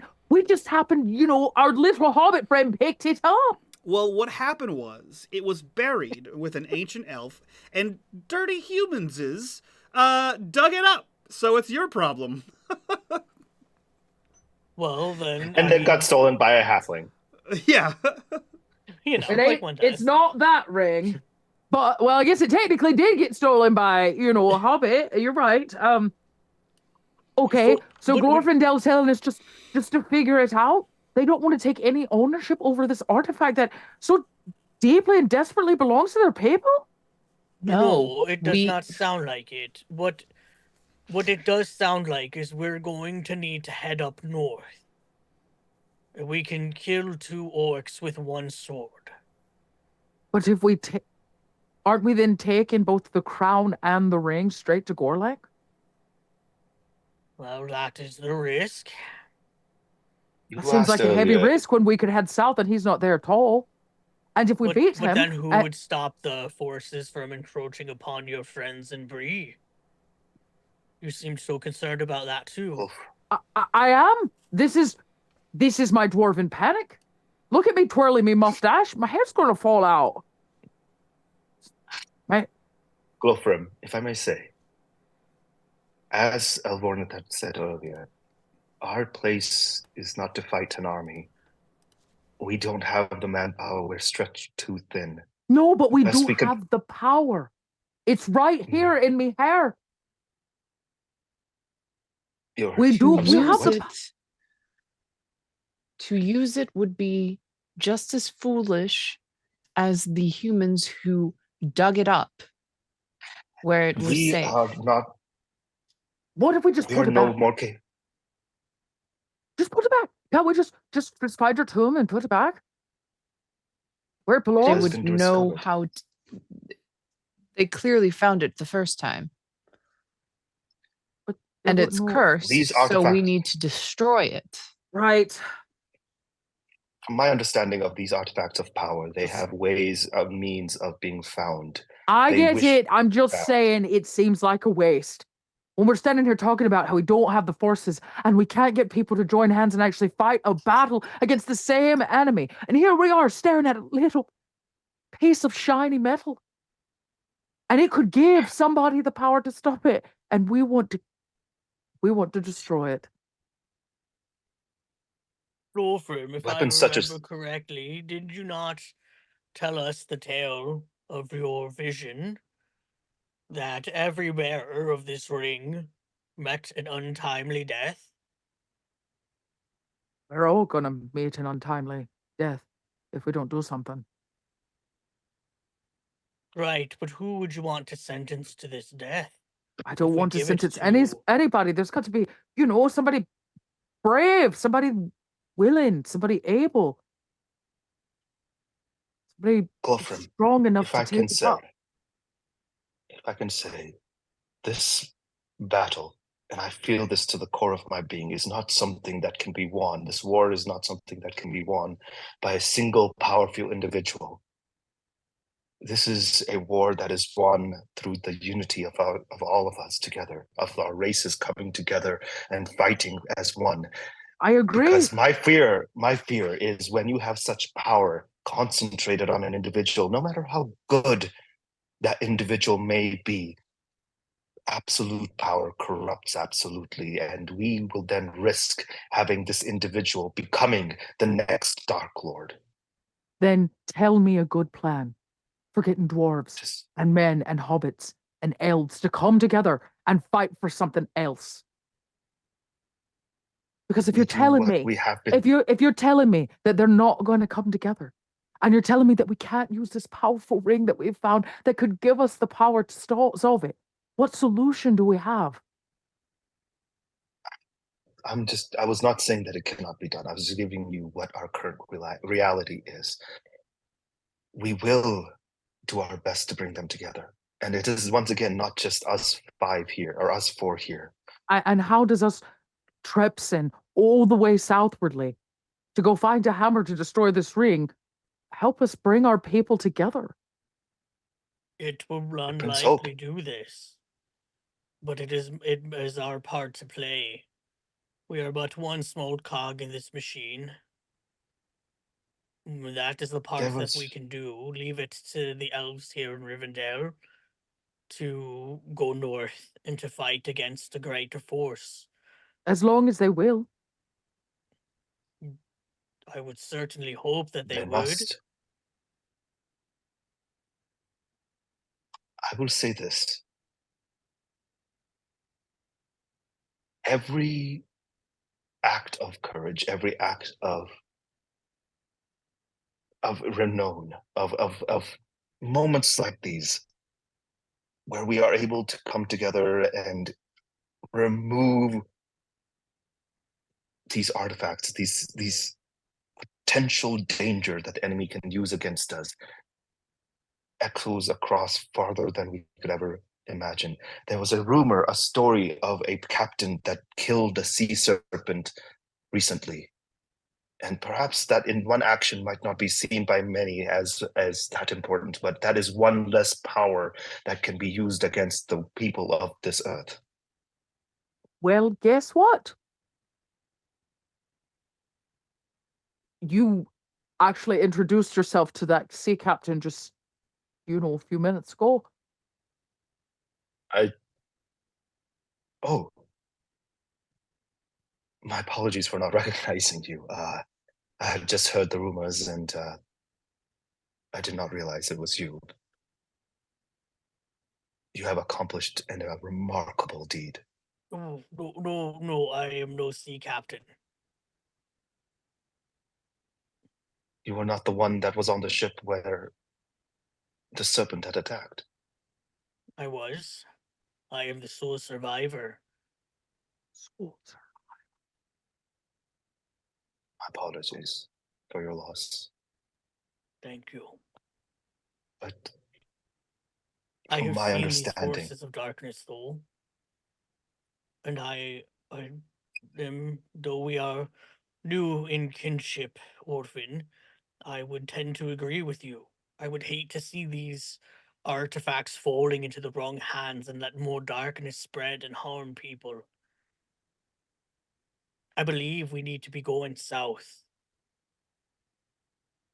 Destroy what we currently possess and not let it fall into shadowed hands. As long as we can promise to send word at least to Bree, the people deserve to know. Somebody's got to ride. Mike, would I have already, before leaving Bree, given them a word of this, or is that not something I've known yet? Here's the thing. No one likes you guys. No one likes rangers. Rangers are like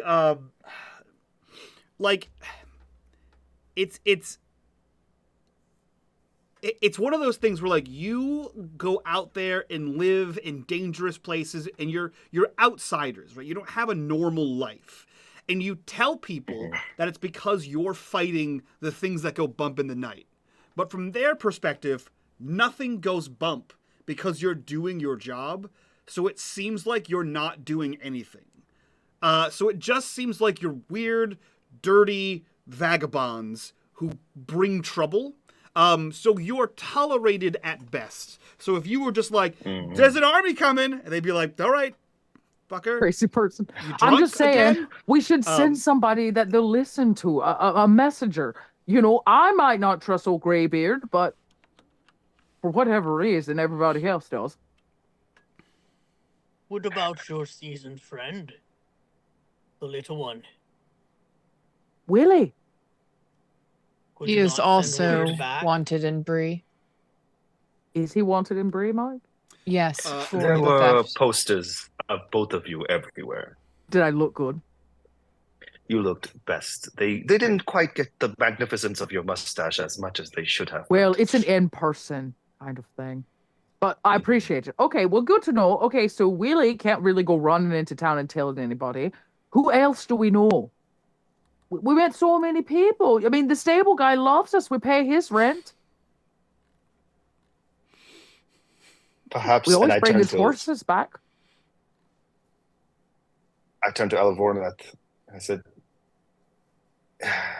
"It might be a long shot, but having an elf of Rivendell going and giving them console and the news might be a bit more of a shock value and actually something they might listen to. Unfortunately, the Perhaps. Rangers don't have the best of repute." Yes. Wait a second. What about Urgoth? What if we send message to Urgoth and let him deliver it? He's a man. He's mostly normal in comparison, at least to us, and he's not wanted in Bray. And he's in the area. We know that's where we picked him up. What if we send word to Urgoth, and he can go tell everyone in Bray? He's real Remind me, serious, who was like. Argoth again? That's Paul's Paul. character. What now? It's Paul's Paul's character. character. Paul. Oh, okay. Yeah, the Right. throwback, Shit, love man. it. It's been a Miss you, while. Paul. I miss you, Paul. Look, just because you're not here doesn't mean you no longer exist in the world. Yep. You are still there. Too bad. I know. I just completely. I at least trust him, and I know at least he'll listen to us. He'll believe our word, which we were saying was a problem. So, maybe we Yeah. send word to Urgoth and let him deliver. And he's a good fighter, so if something happens, at least he's in Bray. We can tell him to go look out for Willie. That's That true. would be a good At least choice. check in. I'd feel a lot better, and then we can do the plan and go south. But I need to make sure Willie knows, and those people. I might be wanted, but I still care. As you should. Well, Glowfrom, luckily for you, there are multiple terms, or multiple definitions of the term wanted.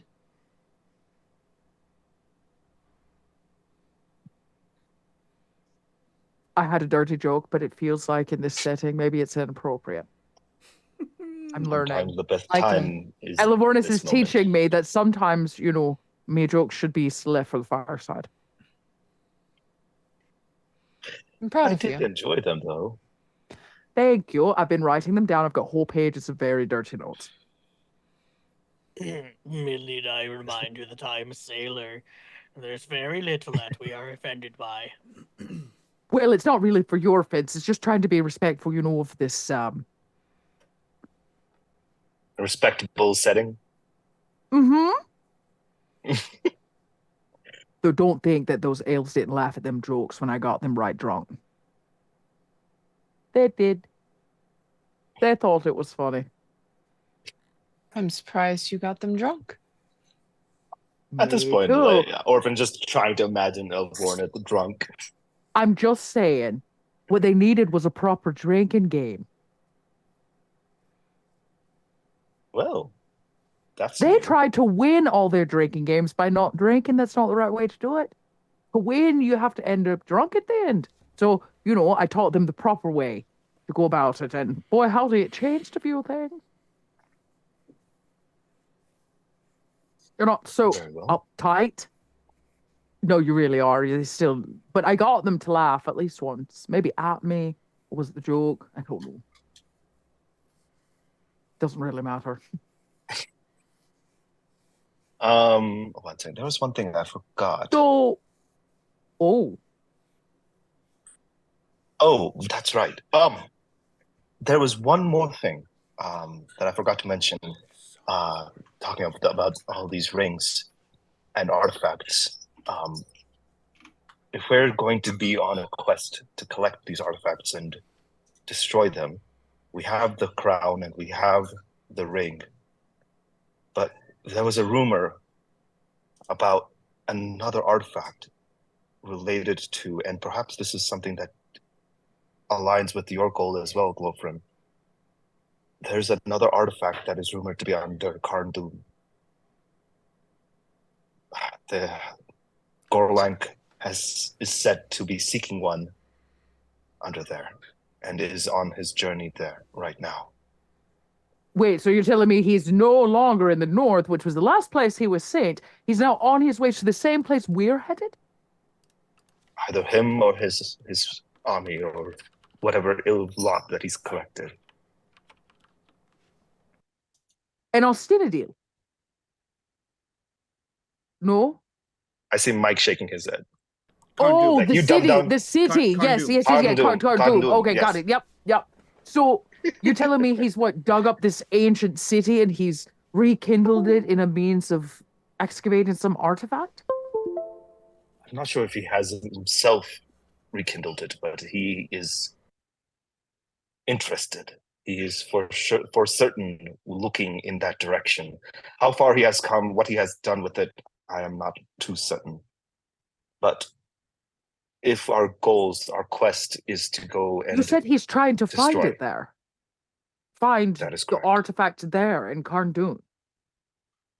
That is correct. Elavornith, what artifact would have been left behind? Because it's so far clear that he's not seeking out evil artifacts. He's seeking out artifacts created by men and elves and potentially something else. So what might have been left behind? What could be there? That perhaps actually Elvornith, you might know better than me. But Hey, Mike. the rumor I have heard is it's potentially an artifact of the Witch King. There's that name again. It just Yes. every time. The Witch King of Every time. Angmar did rule in that area in particular out of Karndum. It was the capital, so to speak. Roll me lore. Elveneth. From who? Elveneth. Me. Oh, Elvornith.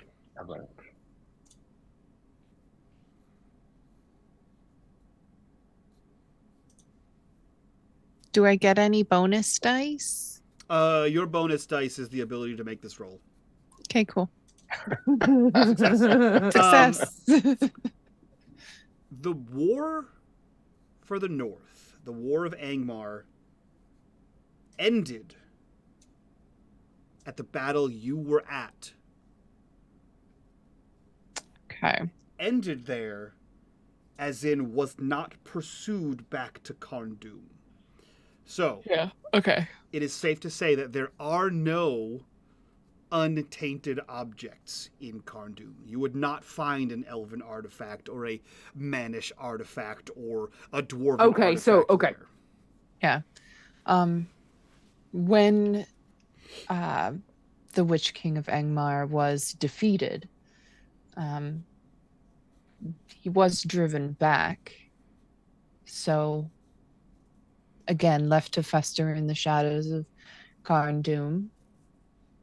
So So he's not seeking out something made by elves or humans or Well, dwarves. Or he's he seeking out is- a Witch King of Angmar's artifact. What is it? What did he carry? A mace, or was it a helm, or what is it?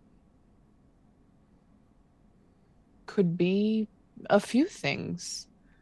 I'll say, based on previous rolls, Elberneth, and the roll you just made, the Witch King himself was a sorcerer, and that's how he rose to power, and then became a warrior. So, like, could fucking run the gamut. Could be anything. Yeah. Could be just about anything. I think the idea here isn't specific items necessarily, but anything that is imbued with powerful magic at all. Whether it's due No, to I make understand. or elven make. I think I'm saying you were there. You fought at the battle. I was. Witch King, did he carry something of great power? Was there He carried many things of great power. However, it's very I could not tell you. what it would be. I was not. And are we assured the Witch King of Angmar is dead? He was never killed. So He was just is defeated. Gorlink sinking an artifact from the Witch King of Angmar to take from him? Are they not working on the same side? Why wouldn't he just give it to him? I think Gorlank is searching for it Oh. rather than from. So then, Mike, I don't think I understand. Why would Gorlank be seeking an artifact in Karn Doom if the Witch King is already there with the artifact? It's a great question. Is he there? Are you presuming he's there? Well, I guess based on the information my character's been given. You have no information that the Witch King is there. Didn't you say he was run back to Karn Dune at the last battle? Yeah, 1,500 years ago. Okay, so I have to assume in character that is where he is.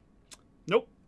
Because Elverneth had mentioned when she spooked Glowfram that the enemy has declared himself. I believe she also mentioned and called the Nine.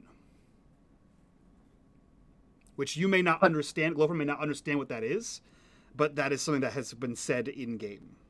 Okay, but that still doesn't tell me that the Witch King of Angmar is not in Karn Dune. But it does tell Elverneth that he's not in Karn Dune. Okay.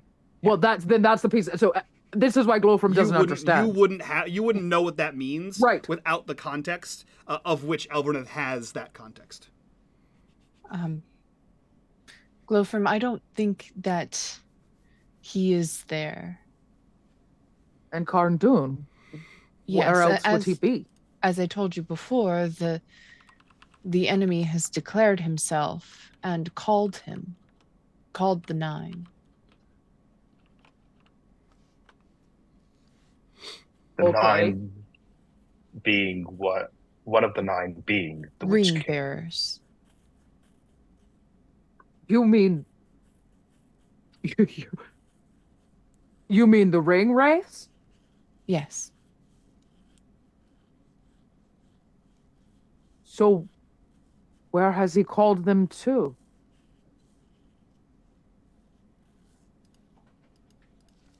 That is the question.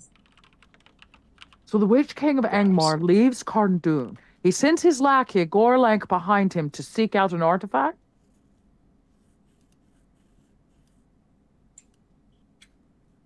I don't know. Seems like it. The trouble with rumors is that sometimes they are twisted slightly. Sometimes they may not have all the information, or sometimes the information might have just a little hearsay to it. I believe information is power, and the more we know of the truth, the more we can fill in the blank spots and understand what's actually going on here. So I guess what I'm saying is, if we know the Witch King of Angmar is not there, where is he? Because that's, I would like to think, an ancient sorcerer is a lot more scary than Gorlank, who very clearly is doing just his dirty work. That might be the case. It is. I mean, not maybe. That is for certain the case.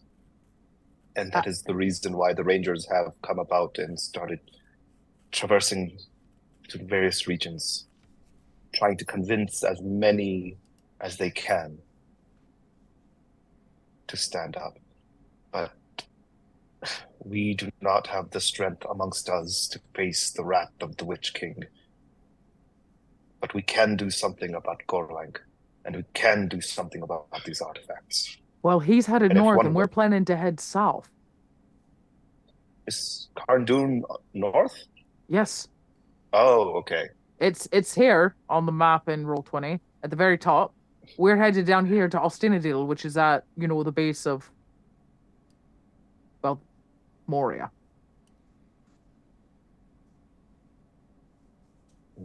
What is the reason we are heading south again? That is where we have to take this ring to find a hammer, because that is where, well, it was made.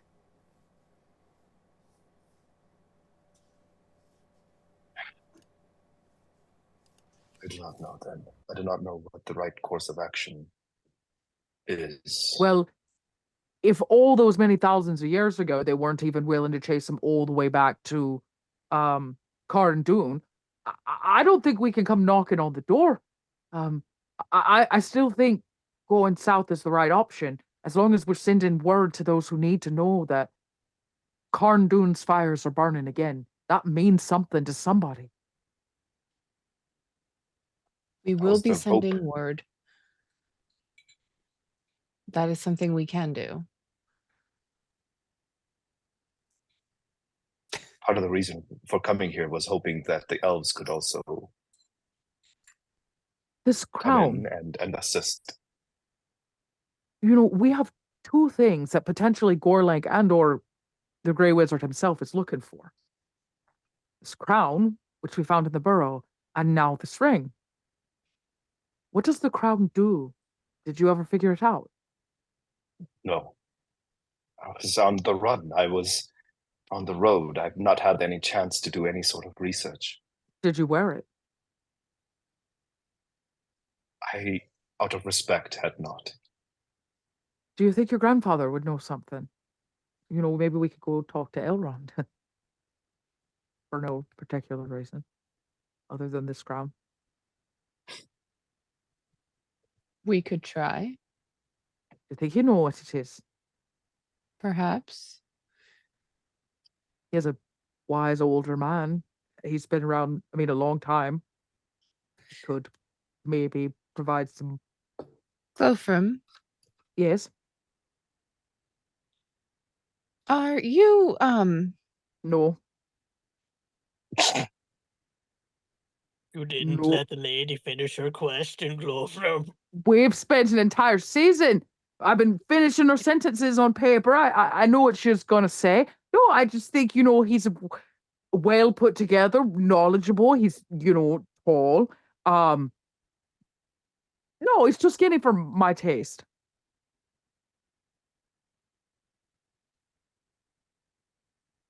I think I have my answer. But if he did want to talk to us, I'd be happy to go with you. And present the artifact and see I think he how would we could love to see perhaps- Orphan again. And also, he does like looking at old artifacts. Though perhaps you could still better in the library and do a bit of research like you've always done.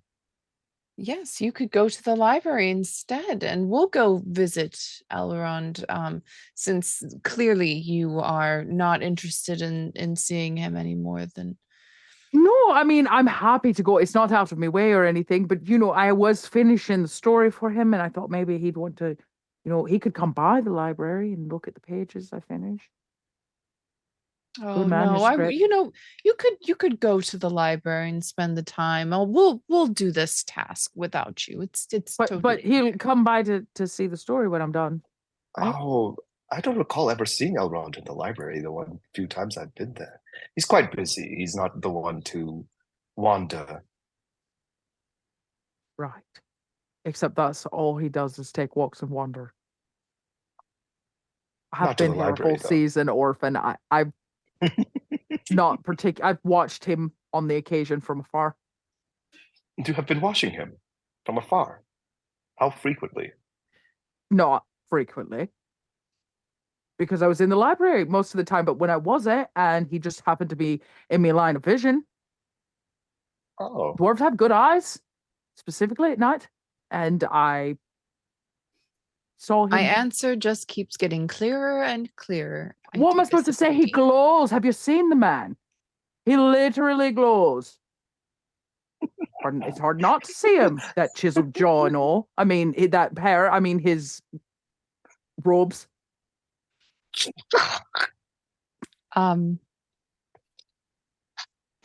Glofrim, with all due respect, please stop thirsting out of after my kin.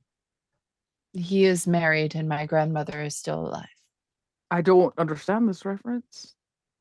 Thurston. I'm not thirsty. Is that an Elvish thing? Yes. I do get selfish. dry mouth on the occasion when I talk to him. Is that what you mean? Yes. I really can't help it. It's just me nerves. He's just so knowledgeable. Oh, I believe what my mentor is trying to say is he's not one to tug at beards, if you get my drift. why would he tug it? I don't even have a beard. Must. I don't know how much more clear I could be. I don't want him to tug at me mustache. Not really. Well, then perhaps you can come with us then, and I'm You sure know, it'll be I a think I'll very just- professional meeting. I'm gonna stooch, dwarf. I'll take a hint. I'll just go back to the library where the books don't ever have to worry about pulling me mustache neither. My own mustache. I turn and I say, "You know where to find me," as I'm finishing the story for your grandfather who doesn't pull mustaches. I'm sure he'll love to read your story. When I'm all done with it, yeah, you can come visit me in the dusty library. That's where the Kind of fan like- fiction starts. Kind of like what? Starts. It's Glowfrom's fan fiction of herself. I walk away with heavy boots and great purpose back to the library to start, seeing if maybe even just by picture I can find some information on this crowd. I don't know. I need to make myself busy because they found out my secret that I have a crush on her grandpa, which nobody knew until now. I thought it was just a big secret. Clearly You kept it didn't quite know. well. Nobody knew. Now I'm embarrassed. Nobody needs to know that neither. I'll go pull my own mustache. It's, Dungeons Deep, a dwarven and elvish /fic, as told by Glowfrom, daughter of Glowin. What kind of research are you doing I out haven't even there? started writing fan fiction yet. I've got enough books on my head. I'll leave. We see a short scene here in Rivendell before we wrap up here. Elrond exits the library, one of his apparently infrequent sojourns to the library, as told by his kin. In doing so, he passes by Glowfrom and, casting his gaze down, says, "I was told that there were not enough books that you were capable of reading. I've marked a page. I'm learning. Oh. There's a tome on a desk. I've marked a page for you." Oh, you marked it? Yes. For me? I heard you were looking for a piece of information.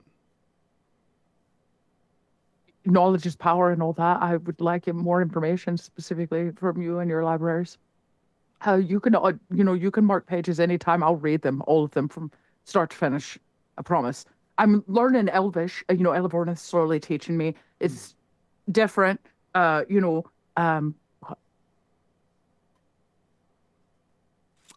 It helps if you think of it like a song. I Either like way. songs. Do you like songs? I write them frequently I've heard. in my books. Would you like me to play you one? Perhaps at another time. I have a message for my granddaughter. She would like to speak to you too. She said I couldn't really come along, but Well, then it is a fortuitous meeting. so fortuitous. He gives you a twinkling smile and walks towards the I sitting smile room. really awkwardly from under me teeth and my Yeah. mustache. Perfect. I love that for you. You marked a page for me. I now am running to the library for this marked page on this book. There is, in fact, a marked page, and I will read it to you. I'll I also feel show a it to you song in a coming second. on. He marked me page. You see marked in a tome that is it's on a stand And you can see that it's one of those stands that like the book stays open on, and there's actually like golden or brass bars that run across either page to keep that page in place. And Yes. it is locked. So the intent is that, no one really reads this book if they don't need to. But there is a ribbon down the center of this. And this book is the Chronicles of the Dunedain. On the page, you read, in the waning years before the fall of Arthedain, amidst the strife and division that beset the realms of man, a circlet of fine make was forged for Aranarth, a lord of great valor and wisdom.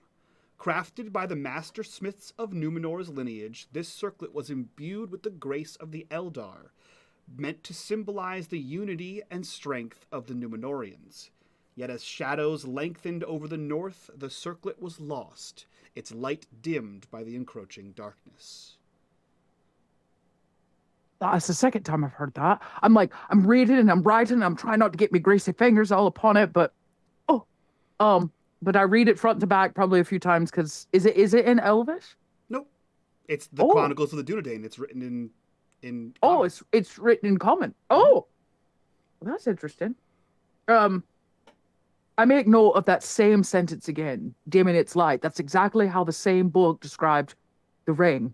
And I start making frivolous notes. And I think while I'm like writing, you can see me like playing with my hair. And if you look just close enough, I'm kind of, knotting and running my fingers up and down the lock that holds the ring. You will now see the circlet of Aranarthor in the journal in Roll20.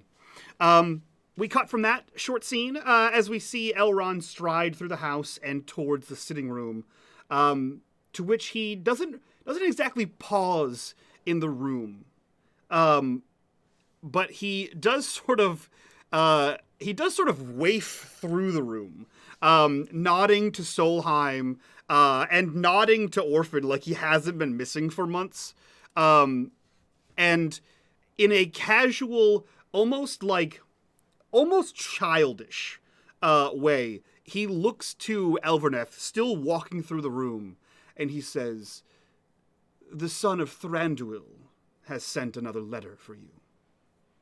And then he just continues walking through the room, dropping a sentence that it seems as though only Elverneth could understand, and the playful nature in which he walked through the room. Her face goes beet red. And we cut from here to our epilogue, for which we have 2 of them now.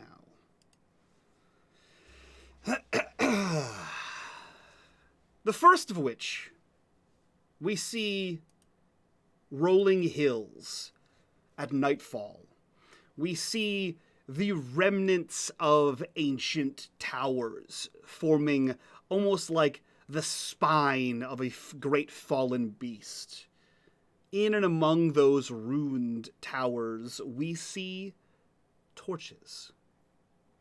First 1, 2, a dozen, 2 dozen, enough to light the hillside. And as the camera sort of cranes down towards these in a sweeping motion towards these torches, we see marred faces. The mottled greens and grays and dark browns, the muddy, caked blood color. We see wrought iron bent and rent to be part of the body of these creatures. We hear chittering and snarling. We see infighting. And we see amassed a small horde of orcs and goblins in the Weather Hills, overlooking the Breelands. We cut from this scene of tranquility to the east, to the southeast, to be specific.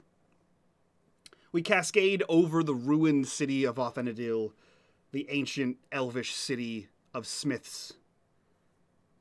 once home to Celebrimbor, friend of the dwarves, and we make our way to a hidden west gate that hasn't been opened in many years. A shadowed figure, not but 4 feet tall, stands outside of this. A gruff word is muttered, and the wall shakes, dust falls, and the mountain opens. Inside, we see another figure, taller, hooded, clad in black leather armor, pauldrons. This person reaches out, and through the din of the moonlight, we see their blackened nails sort of, the black of their nails sort of reaches back towards their first and second knuckle as they hand a single item. An artifact of a time gone by. A golden ring set with a large square sapphire facet. 1 of 7. And that is where we end this episode of Shattered Crown. Da, da, da, da, da. 2 corruption bars, welcome back. Welcome back, everybody. We're doing some shit. That was the end of Arc 1. This is the beginning of Arc 2. And some shit is happening. The kid gloves are off, and we are killing people. So, hope Bree stands well, and, you know, I hope they're fine. The 9 have been summoned, and the 7 are being reclaimed. Yeah, so that's fun. Let's go around. Actually, before we do that, if you guys like what we do here and you want to support this channel, the best way to do that is over on our Patreon, link in the description down below. While you're clicking on that link, join us in the Discord, be a part of the community, be a part of the conversation, and thank you all for the corruption bars. That was amazing. I'm so glad I get to drop those little nuggets. But let's go around, do our outroductions so we can get the hell out of here and do our after show, which again, you can find over on our Patreon either tonight or tomorrow morning. So we'll start with our returning ranger. KP, who are you? Where can we find you on the internet? What are you up to? Hello, everybody. I'm so glad to be back. Dude, I'm just happy to say I feel like I'm back home.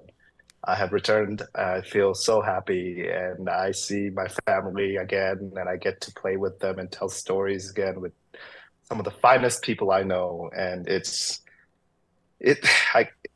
my heart is full, is all I can say. And any other place you can find me is great, but this is the place you should find me as much as that as possible. So that is all I want to say. Everything else is secondary. Hell yeah. Hell yeah, dude. Welcome back. It's glad to have you. I'm glad we could not only get you back, but also for the premiere episode of Arc 2. I'm very excited to see what happens here. So, very shenanigans. Cool. Very cool. From KP, we'll go over to our loreful elf. Aris, who are you? Where can we find you on the internet, and what are you up to? Hello, I'm Erisavad, and I make things. If you would like to have some magical items for your own, you can find my wares at erisavad.com. If you use the code WINTER, you can get 20% off all winter-themed items right now. I also just released bundled gift packs, so if you have a friend who you want to send a little gift bag to, I have bundled collections now. Hell yeah. Hell yeah. Next up, we go to the horniest dwarf in the land. Dot, who are you? Where can we find you? I don't even know what you're talking about. To? Glowfrom's a total basic bitch. She is not. That's a lie. I'm Dot. You can find me online as Little Red Dot. I'm with KP. You can find me over here. It's the best place. The rest of the time, I'm over with my group, Pod by Night. I got 2 places to find me. unMadeGaming, Pod by Night, or Kobold Press, but that's my day persona. Y'all get my nighttime persona. Maybe that's why. Maybe that's why I'm so horny. I'm so horny. We get the unhinged after Dot. dark. Guys, come back next week. You remember when we used to have like 7, 8, 9 things to shout out at the end of shows, and now we're all just tired and old? Yeah, Yeah, we're like, yeah. no, Dude. just come back next week. That's all I'm asking. Just if y'all make it back next week, it'll be a miracle. I just want to say that all the other things are grand and they're great, but this is the place that I feel most at home, and this is the place I want people to see me most at, and people see you guys most at, because it genuinely showcases the best and the full capability of each and every one of you. And I genuinely want to see this particular tree, this particular plant grow as tall and wide as possible, because these branches have shaded me for so long and given me the most comfort, and I just want that to keep happening and keep doing more and more. Get out of town. Hey, Enough with that poetic. nonsense. Sappy. Get out of here. All right, with the sap over, before we all glow from the cheeks, Gnome, who are you? Where can we find you on the internet? And what are you up to? Nothing. I don't do shit. I'm here as Isn't it well. great? I love your faces. That's a fucking lie. No, It I is, just absolutely. Co-working, morning co-working streams on Gnome's come here. channel. That's true. Just come They're chill super here. great. Yeah, they're very quiet Just and come tranquil and pretty chill. I jump in there sometimes. You just journaling. Yeah, When's you the just- next one? No. Yeah, just go Chills. there, It's like every When's the morning, next isn't it? one, buddy? Yeah, Every morning, Every what morning time? at like 7 a.m. or some shit. Yeah, super fucking early. Yeah, 7 no, a.m. what time Central? though? Yeah, 7 a.m. Eastern. 7 a.m. Eastern. Oh, Eastern. Oh, God. Yeah, 6 a.m. for me. Okay. Yeah. Yeah, that's what I'm thinking too. Yeah. Yeah, 6 a.m. jump for on Well, the hey, clock. I don't Wake up have my a day son job sometimes. anymore. Yeah, this is the oldest of us all. He now goes to bed at like 9 p.m. most nights and wakes up at 3 a.m. and that's like Same. I want to start seeing Gnome with Midday gray nap. beard. I'm Yeah. right behind you, buddy. Yeah, I know. Yeah. I put my kid down for a nap. I take a little snoozer on the couch. Yep. I'm in bed by. Yeah. I'm up past my bedtime right now. Usually I'm in bed by 10, and Yeah, I'm yeah. awake at 5. So, Y'all all are right, getting friends. old. It's the best. Yeah. All right, friends, that is it for us. We're going to get out of here. We're going to do our after show. Again, you can get that over on our Patreon after this. And we will see you guys next time for some more of these shenanigans. Oh, look at that. Look at those little hearts that came out of KP's face. Aw. That's it for us. We'll see you guys next time. From all of us to you, bye-bye.